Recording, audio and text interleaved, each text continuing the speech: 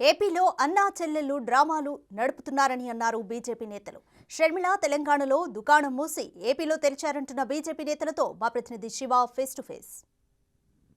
BJP ముఖ్య నాయకుల సమావేశం కీలకమైన సమావేశం జరిగింది. ఈ సమావేశానికి సంబంధించి కూడా ప్రస్తుతం బీజేపీ నేత మాధవ్ గారు విషయాలకు సంబంధించి తీసుకోవడం జరిగింది. భారతీయ జనతా పార్టీ ఆంధ్రప్రదేశ్లో ఏ విధంగా బలోపేతం చేయాలనే విషయంపైన చర్చ చేయడం జరిగింది. అనేక రకాల విషయాలపైన అందరూ కూడా వాళ్ళ యొక్క హృదయంలో ఉన్న మాటలు మాట్లాడటం జరిగింది.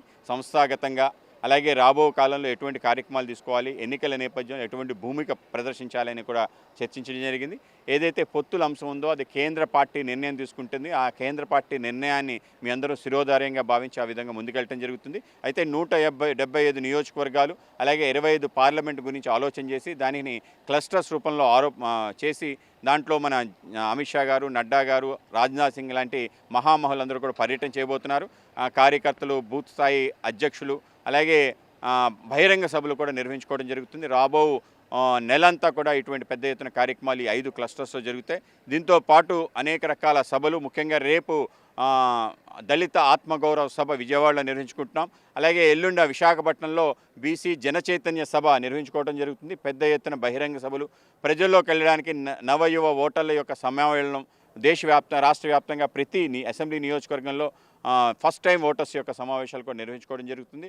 అండ్ పార్టీ సంస్థాగతంగా ఎలా బలోపేతం చేసుకోవాలి, ఇప్పుడున్న బూత్ కమిటీస్ పరిస్థితి ఏంటి, తర్వాత ఎట్లా బలోపేతం చేసుకుని మనం 175 అలాగే 25 పార్లమెంట్ స్థానాల్లో కూడా బీజేపీ అన్నది మనం ఏమి ఉన్నాం, ఎట్లా ఉన్నాం అన్న దాని మీద ఒక ఆత్మవిమర్శ చేసుకుని కానీ ముందుకు ఎలా వెళ్ళాలి అన్న ఇష్యూస్ మీద డిస్కషన్ చాలా మంచి ఆ వాతావరణంలో జరిగింది. పొత్తుల మీద అనేక విషయాల మీద చర్చ జరిగింది.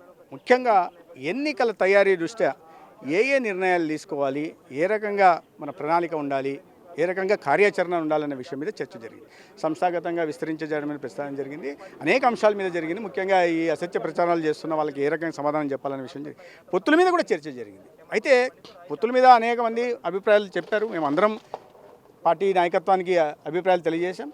వాళ్ళ మన రాష్ట్ర అధ్యక్షురాలు వెళ్ళి మా జాతీయ అధ్యక్షుడిని కలవడం, మా అభిప్రాయాలని, మా మనోభావాలని వారికి తెలియజేస్తారు. దాని తదనంతరం వాళ్ళు ఏ నిర్ణయం తీసుకుంటారో తీసుకోవచ్చు. అయితే మీరు చూసుకుంటే ఆంధ్రప్రదేశ్ రాజకీయాలకు సంబంధించి బీజేపీ చాలా కీలకంగా వ్యవహరించబోతుంది.